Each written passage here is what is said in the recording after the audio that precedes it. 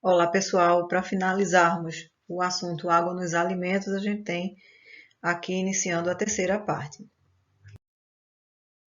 Nessa terceira parte, a gente vai falar mais especificamente sobre os métodos de determinação, né, tanto da umidade quanto do teor de água. Tá? Então, para a gente fazer a determinação da umidade, né, são utilizados tantos métodos físicos como métodos químicos. Né? Entre os métodos físicos, a gente tem a secagem e a liofilização. Né? Tem o segundo método, né, que é a refratometria. Né? Tem o ponto de congelamento.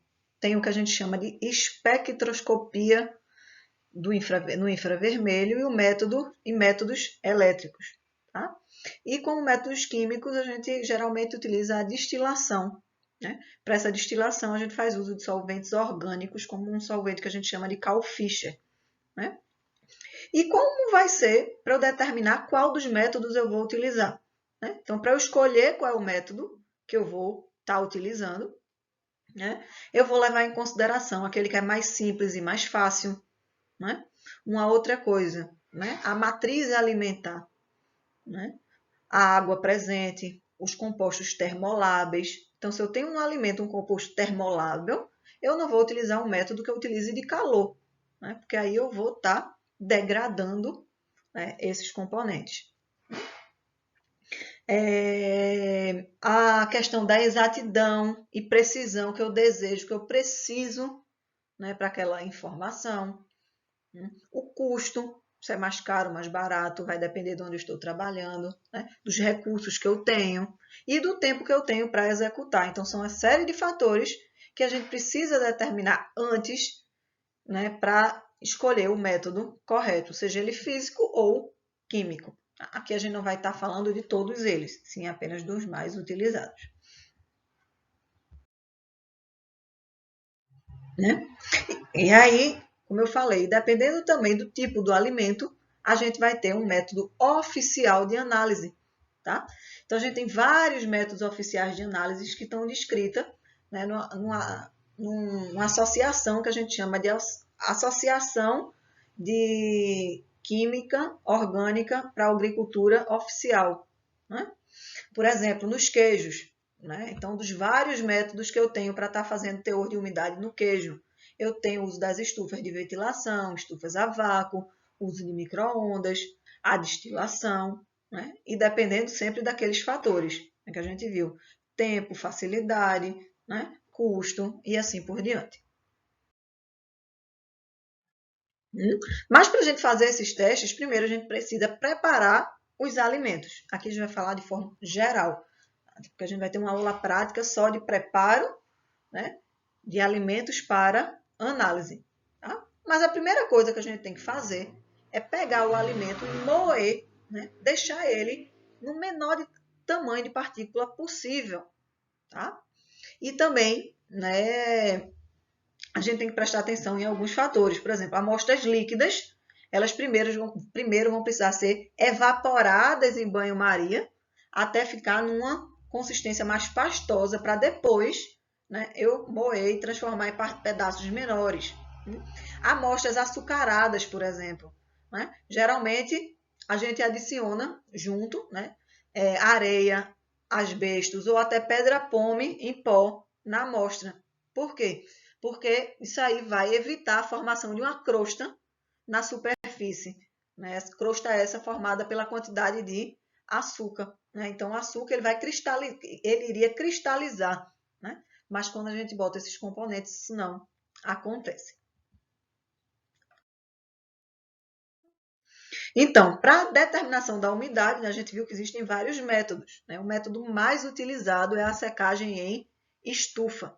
Tá? Então, vai ser o método mais utilizado para a determinação de umidade no alimento. Né? E esse método, né, como é no estufa, a gente sabe que estufa esquenta, né? Então esse método vai ser baseado na remoção da água através do aquecimento. Tá? Então, geralmente, o que a gente faz? A gente aquece a 100 e 105 graus, né, entre 6 a 18 horas. Né? Ou até o peso ser constante. Então, vai ali eliminando água, eliminando água, eliminando água, eliminando água, eliminando água. Na próxima medição, a gente vê que o peso antigo está igual ao novo peso, né? E aí, o que é que acontece? Significa que não tem mais água para ser retirada, tá? E esse método, né, de secagem estufa, né, ele é um método simples, porém ele pode ser limitado, tá? Por quê? Porque a sua exatidão pode ser influenciada por alguns fatores, né? A temperatura da secagem, a umidade relativa e o movimento do ar dentro da estufa, né? A gente utiliza muito estufas com vácuo, né? Porque isso vai acelerar, né, a nossa determinação. Tá? A exatidão também vai depender, né, do tamanho das partículas, da espessura da amostra, tá? O número e a posição dessas amostras na estufa, entre outros. Tá? A gente vai falar um pouquinho disso quando a gente for fazer a nossa aula prática. Né? A gente também tem a secagem em forno de micro-ondas.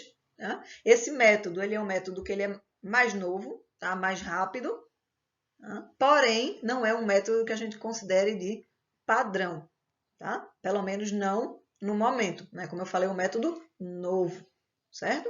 E a gente pode utilizar também secagens com dessecadores, né? E esses dessecadores, geralmente, a gente utiliza um vácuo, porque o vácuo vai auxiliar, vai aumentar a rapidez, né, dessa detecção.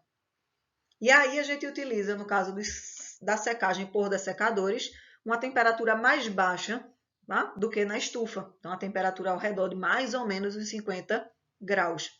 E aí, por conta disso, essa secagem ela vai ser lenta, né? E pode até durar meses. E aí, o vácuo é super importante, porque no momento que a gente aumenta, coloca numa situação de vácuo, essa secagem acontece mais rápida, tá? E em relação à determinação da atividade de água, a gente utiliza geralmente um equipamento, né, que vai medir essa atividade da água. Né? Geralmente esse equipamento, né, ele vai ter sensores eletrolíticos ali dentro que vão conseguir, né, fazer essa determinação. Especificamente, né, como acontece, né, a gente não vai ver aqui, tá? Porque tem várias empresas e cada empresa, né, tem várias empresas, né, isso quer dizer, tem várias empresas que produzem, né, esse medidor de atividade de água. Então, cada uma tem a sua metodologia. É por isso que aqui a gente não vai entrar em detalhe. Né? Então, pessoal, assim a gente acaba, né, a aula sobre água nos alimentos. Né? Lembrando que a gente vai ter uma aula prática, né, onde a gente vai abordar, né, melhor as técnicas utilizadas para a determinação dessa água. Obrigada.